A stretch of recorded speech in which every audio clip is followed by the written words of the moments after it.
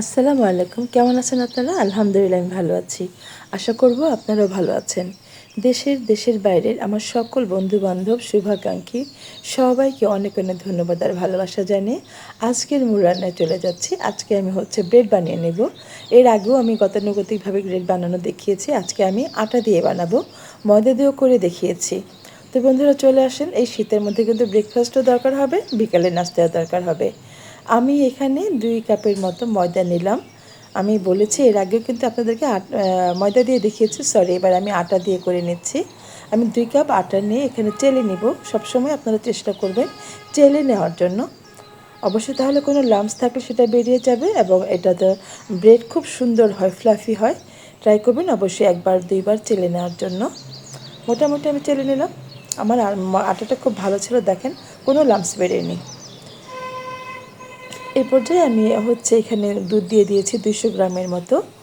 200 গ্রামের একটু কম ছিল, হাফ কাপের মতো চিনি দিয়েছি। চিনিটা আপনাদের স্বাদ মতো দিবেন, যদি একটু কম বাড়িয়ে খেতে চান সেই মতো দিতে পারবেন। চিনিটা দিয়ে আমি এটা কিন্তু বেশিক্ষণ রেখে দেবো না, কুসুম গরম দুধ নিয়েছি। আর এখানে 3 টেবিল চামচের মতো আমি গুঁড়ো দুধ দিয়ে দিলাম।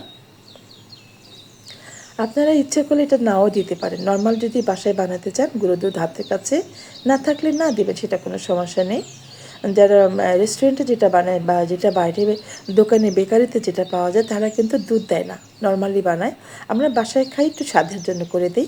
আর লবণটা হাফ চামচের মতো, পরিমাণ মতো দেবো, লবণ বেশি দিলে ভালো লাগবে না। এবার আমি এই ময়দা আটাগুলোকে আমি একটু একটু করে দিয়ে মিশিয়ে নেব। কতটুকু লাগে সেই পরিমাণের মতো লাগবে। যদি মনে হয় যে আপনার একটু বেশি লাগবে বাড়ি, সেক্ষেত্রে দিবেন। এটা হাতের আন্দাজে, অনেক সময় আটা বিশেষে বা পানি বিশেষে হয়। অনেক সময় কোনো আটাতে পানি বেশি লাগে, কোনো আটাতে পানি কম হলে হয়ে যায়। মোটামুটি আমি হাতে মথে নিলাম এটাকে। বন্ধুরা আমি একটু, যারা নতুন করবেন তারা যেন ফেল না হন, ভালো করে বানাতে পারেন, সেজন্য আমি খুলে বলি। যদি আমার ভিডিওর কোনো কিছু আপনাদের ভালো লাগে প্লিজ আমাকে একটু সাবস্ক্রাইব করে দেবেন, পাশে থাকা বেল আইকনটি প্রেস করে দিবেন, যাতে যখনই আমি নতুন নতুন ভিডিও আপলোড করব সেটার নোটিফিকেশন সবার আগে আপনার কাছে পৌঁছে যাবে। আমি এখানে একটু তেল দিয়েছিলাম লাস্ট ফিনিশিংয়ে, দেখেন তেলটা দিলে কত সুন্দর হয়, স্মুথ একটা ভাব চলে আসে। 2 টেবিল চামচের মতো তেল দিয়েছি। ইচ্ছে করলে বাটার দিতে পারেন, ইচ্ছে করলে ঘি দিতে পারেন, আপনার মতো করে আপনি দিবেন। আমি নর্মাল রেগুলার রান্নার তেলটা দিয়েছি। আমার মথা হয়ে গেছে, প্রায় 5 থেকে 6 মিনিটের মতো মথে নিয়েছি। এখন আমি এটাকে একটু তেল স্প্রেড করে আবার উপর থেকে দিয়ে এটাকে আমি ঢেকে রাখবো। আপনারা যতক্ষণ সময় আছে, যারা রেস্টুরেন্টে করে, হোটেলে যারা করে তারা কিন্তু সারা রাত আগের দিন করে রাখে। কমপক্ষে বাসায় হলেও 2 ঘন্টার মতো রেখে দিবেন। এতে করে এটা খুব সুন্দর অ্যাক্টিভেট হবে, হ্যাঁ। আর আমার মনে হয় কি যে একটু গরম, এখন শীতের মধ্যে একটু গরম জায়গায় রাখার চেষ্টা করবেন, অথবা ওভেনের ভিতরে রেখে দিবেন ভাপা দিয়ে, চাপ দিয়ে, তাহলে এটা খুব সুন্দর ফার্মেন্টেশন হবে। এটা আমি র্যাপিং পেপার দিয়ে মুড়িয়ে নিলাম।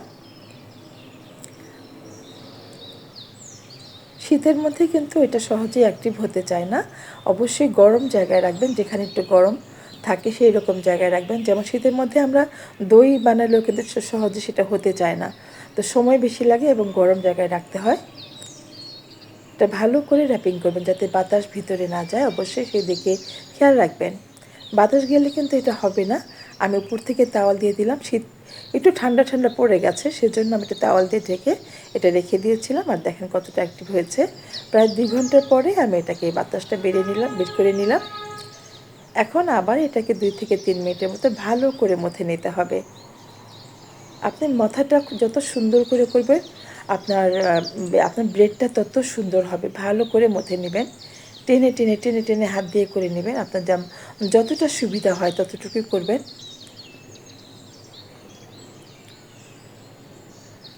আমি এরকম করে কয়েকবার করে নিলাম। একটু হাতে লেগে যাচ্ছে, ইচ্ছে করলে একটু তেল দিয়েও করে নিতে পারেন, সেটাও বলে দিলাম। আপনার যদি মনে হয় গুঁড়ি দিয়ে করবেন, আটা দিয়ে করবেন, সেটাও করতে পারেন। ইচ্ছে করলে একটু তেল দিয়ে করে নিতে পারেন। এতে করে কিন্তু আপনার এই ডোটা খুব সুন্দর হবে।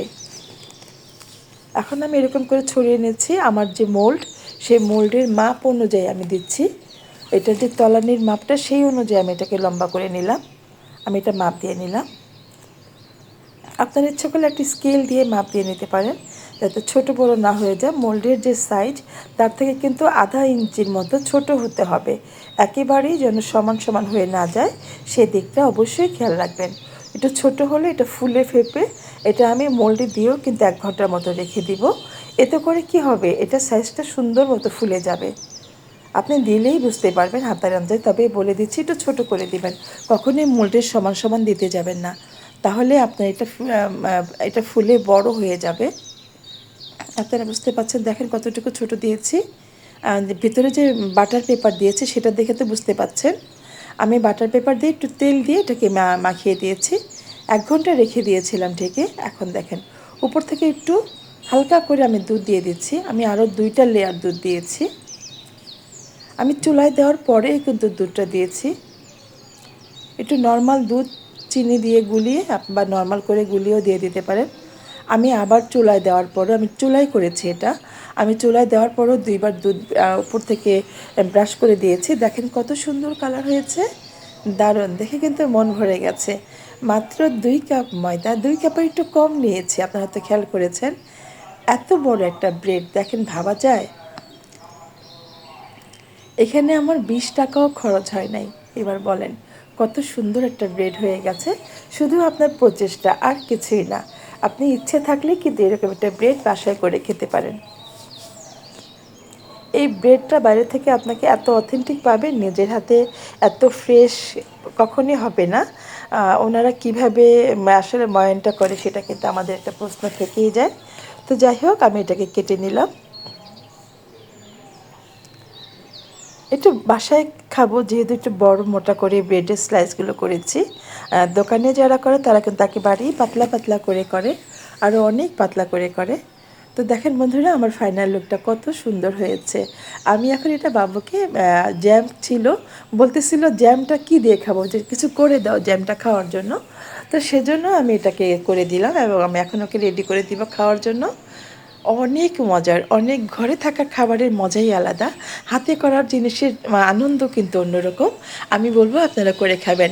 ভালো লাগলে ভিডিওটি অবশ্যই শেয়ার দিয়ে রাখবেন, ফ্রেন্ডস অ্যান্ড ফ্যামিলির সাথে বেশি বেশি করে শেয়ার করে দিবেন। আর প্লিজ আমার পাশে থাকবেন, লাইক কমেন্ট করে শেয়ার করে। কেমন হয়েছে আজকের আমার রেসিপিটা অবশ্যই একটু ছোট্ট করে কমেন্ট করে আমাকে জানাবেন। আপনাদের সবার কমেন্টের অ্যান্সার কিন্তু আমি করি, আপনাদের কমেন্টের জন্য আমি অপেক্ষা করি, কে কী লিখলেন সেটা আমি দেখি এবং তা আপনাদেরকে ভালোবাসা দিই। যারা যারা পাশে আছেন সবার পাশে থাকি আমি। তো বন্ধুরা দেখেন ফাইনাল লুকটা কত সুন্দর। এখনই আমি বাবুকে রেডি করে দিচ্ছি ওই যে জ্যামটা ছিল সেই জ্যামটা দিয়ে। এটা হচ্ছে জলপাইয়ের জ্যাম। এটার রেসিপিটাও আমার চ্যানেলে দেওয়া আছে, আপনারা ইচ্ছে করলে দেখে নিতে পারেন। অনেক মজার কিন্তু, যত জ্যাম বানিয়েছি তার মধ্যে কিন্তু এই যে জলপাইয়ের জ্যামটাই আমার বাবা বেশি পছন্দ করেছে। ওর চুজ করা এটা বলেই আমি এটা দিয়ে ওকে করে দিলাম। দেখেন, তো বন্ধুরা যারা পাশে ছিলেন সবাইকে অনেক অনেক ধন্যবাদ জানাচ্ছি। দেখা হবে আবার, ফিরে আসবো নতুন কোনো ভিডিও, নতুন কোনো রেসিপি নিয়ে।